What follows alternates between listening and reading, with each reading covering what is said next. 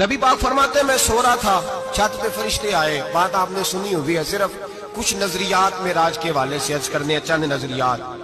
نبی پاک فرماتے ہیں حضرت جبریل نے چھت کے اوپر سے انہوں نے تھوڑا سا حصہ کھولا، چھت پھاڑی. ہمارے نا دیہاتوں میں لکڑی کی جو چھت ہوتی تھی نا، اس پہ ایک بندہ بھی اگر چلتا تھا نا تو گھر کے جو بزرگ ہوتے تھے کہتے تھے پتہ کرو چھت پہ بندہ ہے کوئی. ایک آدمی فٹافٹ بزرگ جاگ جاتے تھے، کہتے پتہ کرو بھائی. بلکہ ساتھ والے کو آواز دیتے تھے، دروازہ کھولتے تھے. ہوتا تھا کہ نہیں ہوتا تھا؟ ہو جاتا تھا نا. او بھائی 1.5 پونے 2 لاکھ بندہ چھت پہ چلے. اللہ کے رسول فرما رہے میں سو رہا ہوں. چھت پھاڑ دی، حضرت جبریل آ گئے. نبی پاک صلی اللہ علیہ وسلم کے پاس 70 ہزار فرشتہ ساتھ ہے، آ کے کھڑے ہو گئے. میکائیل سے اسرافیل سے مشورہ کر رہے ہیں حضور کو کیسے جگائیں. نبی پاک فرماتے ہیں میں سو رہا ہوں. حالانکہ بخاری میں لفظ ہے، نبی پاک فرماتے ہیں میری آنکھیں سوتی ہیں، دل تو میرا ہر وقت جاگتا رہتا ہے. نبی کریم سید عالم صلی اللہ تعالی علیہ وسلم فرماتے ہیں میں سویا رہا. اب حضور آرام کہاں کر رہے تھے؟ زمین پہ. آرام کہاں کر رہے تھے؟ حضور علیہ السلام زمین پہ آرام کر رہے تھے. جناب جبریل جھکے. کتنا جھکے کہ حضور کے قدم ہی چوم لیے. نبی پاک کے قدم تو کتنا جھکے ہوں گے جی؟ رکوع تک. جی میں نہیں جی گل کی سجدے دی، تساں کیتی جے. فتویٰ لگا تواڈے تے لگنا جی. کہاں تک لگی؟ کہاں تک جھکے؟ اعلیٰ حضرت کہتے ہیں حضرت جبریل نے سجدہ نہیں کیا نبی پاک. میرے اعلیٰ حضرت کا کمال یہ ہے کہ شریعت بھی بچ جاتی ہے اور عشق کو بھی پورا سکون مل جاتا ہے. اعلیٰ حضرت فرماتے ہیں جناب جبریل نے سر پہ تاج پہنا تھا اور تاج میں موتی لگے ہوئے تھے. وہ موتی نبی پاک کو سجدہ کرنے لگ گئے. وہ موتی نبی پاک کو دیکھے. فاضل بریلوی کے قلم کا حسن فرمانے لگے تاج روح القدس کے موتی جنہیں سجدہ کرے. تاج روح القدس کے حضرت جبریل کے سر کے تاج پہ جو موتی ہیں وہ نبی پاک کو سجدہ کر رہے ہیں. نبی کریم یہاں کوئی بندہ، اب تو خیر لوگ ہاتھ بھی کسی کے چومتے ہیں تو خود نہیں اوپر ہوتے، ہاتھ ہی اوپر کر لیتے ہیں. اب تو مزاج ہی بدل گیا ہے. فرمایا رسول کریم صلی اللہ تعالی علیہ وسلم کے لیے جبریل جھکے تو پیروں تک، اور نبی پاک علیہ السلام کے قدم چومے. حضرت جبریل نے حضور جاگے، اٹھایا نبی کریم کو اور کہا یا رسول اللہ رب آپ کی ملاقات کا شوق رکھتا ہے. اللہ آپ کی ملاقات کا شوق رکھتا ہے. حضور فرماتے ہیں مجھے اٹھا کے تو جبریل حتیم میں لے گئے. اور پھر یہ بخاری کے لفظ ہے، فرمایا یہاں گلے سے لے کر ناف تک میرا سینہ کھولا، میرا دل نکالا، آب زمزم میں رکھا. اس لیے نہیں کہ نبی پاک کے دل کو برکت حاصل ہو جائے، اس لیے کہ آب زمزم کو برکت حاصل ہو جائے. امتی رج رج کے پیئے کہ یہ وہ والا زمزم ہے جس نے ہمارے مصطفیٰ کے قلب اطہر کو چوما ہوا ہے. نبی پاک صلی اللہ علیہ وسلم فرماتے ہیں میرے سامنے کھولا اور میں دیکھتا بھی رہا. دل کھل گیا، سینہ کھل گیا اور میں دیکھتا بھی رہا. اور نبی پاک فرماتے ہیں خون بھی نہیں نکلا، اس لیے کہ حضور کی حقیقت نور ہے. نبی پاک کی حقیقت نور ہے. ورنہ بشر کے حضور اگر صرف بشر ہوتے تو کٹ بھی لگے تو خون نکل آتا. میرے رسول کریم سید عالم صلی اللہ علیہ وسلم فرماتے ہیں پھر جبریل امین مجھے براق پہ بٹھانے لگے. خچر سے چھوٹا تھا، گدھے سے بڑا تھا اور بجلیوں کا بنا ہوا تھا. جہاں اس کی نظر جاتی تھی وہاں اس کا قدم جاتا تھا. نبی کریم فرماتے ہیں مجھے بٹھانے لگے تو میں رک گیا. میں نے کہا میں نہیں بیٹھتا. یا رسول اللہ کیا ہوا؟ فرمایا اللہ فرماتے ہیں یوم نسوق المجرمین الی جہنم وردا. جب آپ کے امتی نکلیں گے قبروں سے تو ڈنڈے مار مار کے لے جائے جائیں گے. پہلے رب میرے ساتھ وعدہ کرے کہ جب میرے غلام قبروں سے نکلیں گے تو انہیں بھی براق عطا کرے گا. پہلے وعدہ کرے. حضرت جبریل کہتے ہیں میں وہیں کھڑا تھا. رب کریم نے کہا چل وعدہ کر لے یوم نحشر المتقین الی الرحمن وفدا. محبوب جب تیرے فرما بردار قبروں سے نکلیں گے تو میں سب کو براق عطا کر دوں گا، سب کو براق دے دوں گا. نبی کریم فرماتے ہیں میں براق پہ بیٹھا.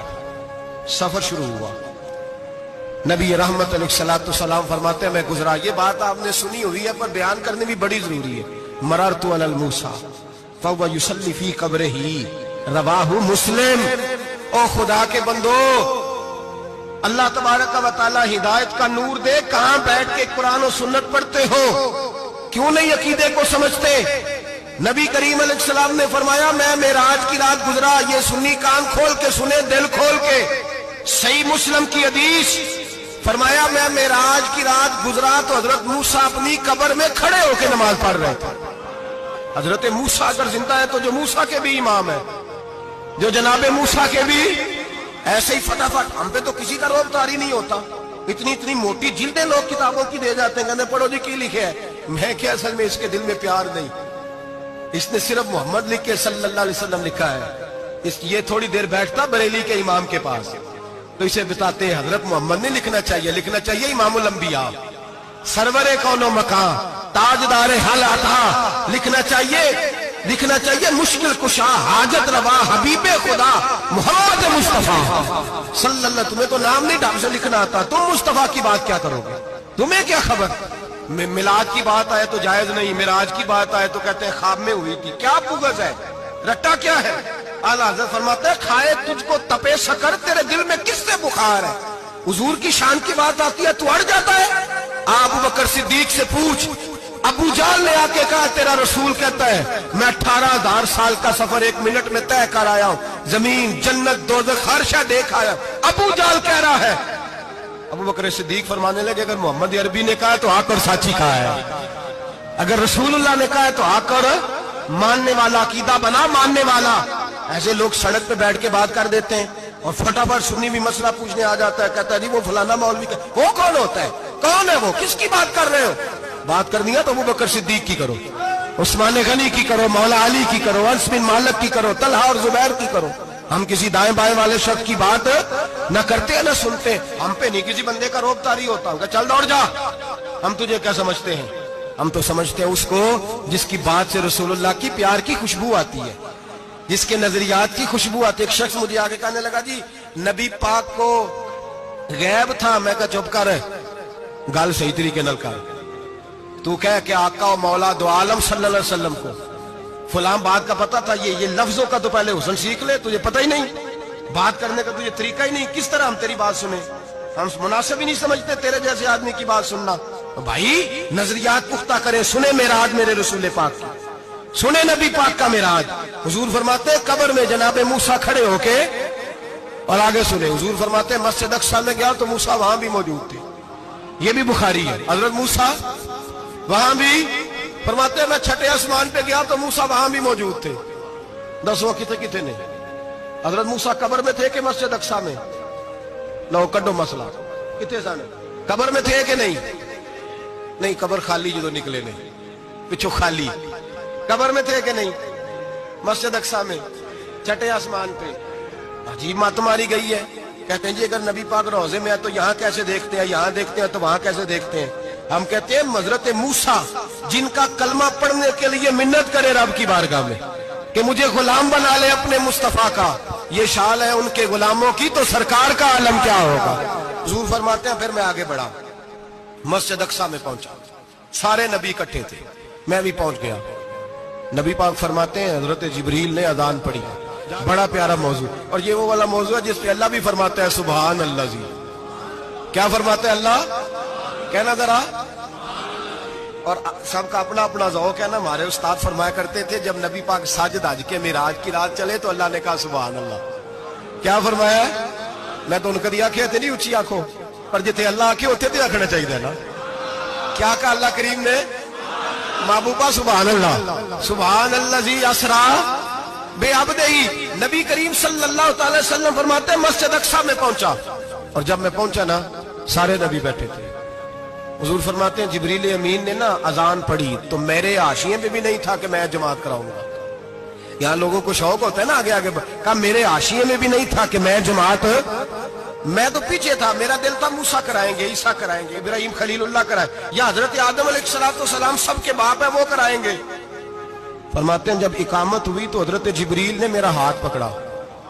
حضرت جبریل کہنے لگے یا رسول اللہ یہ جتنے پیچھے کھڑے ہیں ان کی بھی خواہش یہی ہے کہ آپ ہی جماعت کرائیں، اور اللہ کی رضا بھی یہی ہے کہ آپ ہی جماعت کرائیں.